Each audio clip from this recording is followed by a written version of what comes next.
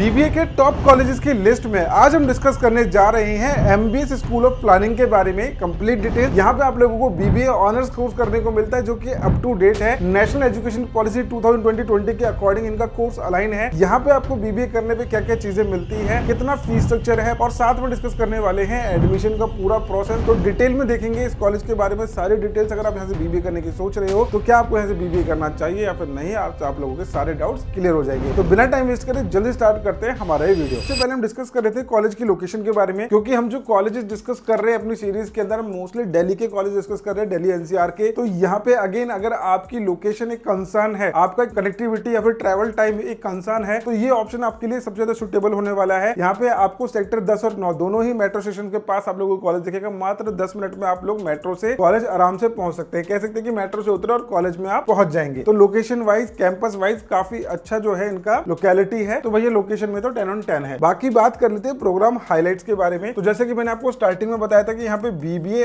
Honours होता है। BBA honours is basically updated version of BBA course जो कि 4 इयर्स का होता है। एंड यहाँ पे आप लोगों को स्पेशलाइजेशन ऑप्ट करने को मिल जाती है। In second year you will get a chance to select your specialization. Even अगर आप 3 साल के बाद बीबीए क्विट करना चाहते हो तो आपको बीबीए डिग्री मिल जाएगा। बीबीए 4th ईयर अगर आप कंटिन्यू करते हो तो बीबीए इन रिसर्च आपको यहाँ से मिल जाएगा। देन उसके बाद आप डायरेक्टली पीएचडी कोर्सेज में भी एडमिशन के लिए एलिजिबल हो सकते हैं। तो ये एक बेनिफिट आपको यहाँ पे मिल जाता है। तो बाकी जितने भी कोर सब्जेक्ट्स हैं वो आपके सेम रहते हैं, लेकिन सेकंड ईयर से आपके पास स्पेशलाइजेशन आ जाती है। यानी कि अगर आप एचआर करना चाहते हैं, आईबी करना चाहते हैं, मार्केटिंग करना चाहते हैं, एंटरप्रेन्योर बिजनेस करना चाहते हैं, तो इस तरीके की स्पेशलाइजेशन आप लोगों को यहाँ पे ऑप्ट करने को मिल जाएगी, जो कि आपको काफी हेल्प करेगी प्लेसमेंट्स के अंदर। बाकी प्रैक्टिकल ट्रेनिंग के बारे में बात करें तो presentations, case studies, industrial visits, internship, interaction with industry experts, ये आप लोगों को यहाँ पे देखने को मिल जाएंगे। अब आगे बढ़ते हैं और समझते हैं कि यहाँ पे एडमिशन लेने के लिए एलिजिबल कौन स्टूडेंट है। तो बेसिकली अगर आपके पास क्लास 12th के अंदर 50% मार्क्स है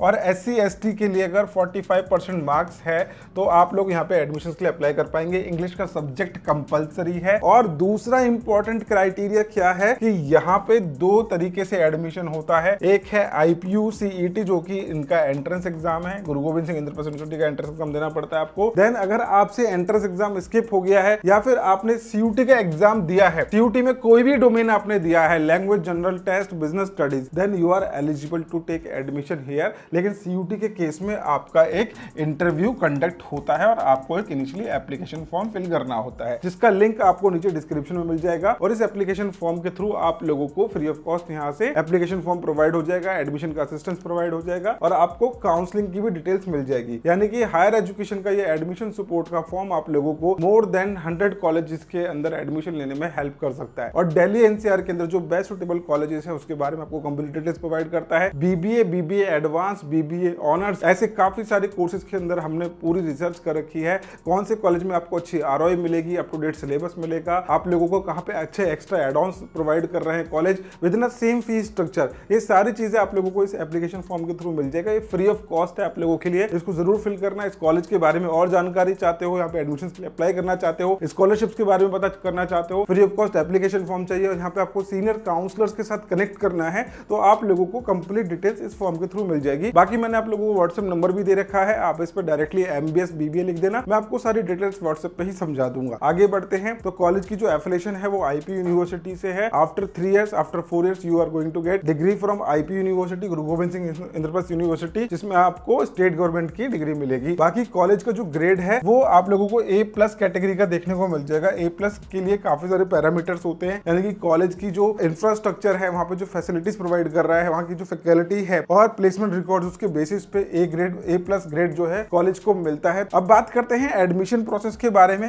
what will be the admission process? तो सबसे पहले स्टेप 1 क्या है कि आपको सीईटी या फिर सीयूटी क्वालिफाई करना होगा। ये इंपॉर्टेंट है, ये क्वालिफाई आपको करना है। क्वालिफाई करने के बाद आपके पास ऑप्शन है, अगर आप आईपीयू सीईटी के थ्रू अप्लाई कर रहे हो देन आपको काउंसलिंग अटेंड करनी पड़ेगी आईपी यूनिवर्सिटी की। अगर आपने सीयूटी का एग्जाम दिया है देन आपको उसके लिए भी अलग से एप्लीकेशन फॉर्म फिल करना पड़ेगा। लेकिन ये एप्लीकेशन फॉर्म काफी सारे स्टूडेंट्स मिस कर जाते हैं, बहुत सारे स्टूडेंट मिस कर जाते हैं, पता ही नहीं चलता कब इसका जो है एप्लीकेशन फॉर्म आया। तो इसके लिए सबसे सुटेबल है, सामने दिए गए नंबर पे आप व्हाट्सएप करो एमबीएस बीबीए, ताकि आप लोगों को इनकी मेरिटोरियस सीट्स के अंदर एडमिशन मिल सके सीयूटी के स्कोर के बेसिस पे। एल्स यहाँ पे सीटें काफी लिमिटेड होती है तो आपको काफी परेशानी हो सकती है, तो आप लोग ये जरूर कर लेना। तो बाकी आप लोगों को क्या करना पड़ेगा, काउंसलिंग प्रोसीजर को अटेंड करना पड़ेगा। आईपी यूनिवर्सिटी के। देन जैसे आपको अलॉटमेंट मिलता है, अलॉटमेंट मिलने के बाद आपको रिपोर्टिंग करना होगा एमबीएस कॉलेज के अंदर। अब रिपोर्टिंग के टाइम पे क्या करना होता है, डॉक्यूमेंट्स लेके जाने हैं, फीस सबमिट करनी है, देन आपके डॉक्यूमेंट्स की वेरिफिकेशन होगी, सारी चीजें आप लोगों का ऑनलाइन प्रोसेस भी है और बाकी आपको रिपोर्टिंग भी करनी होती है। फीस स्ट्रक्चर समझ लेते हैं थोड़ा सा।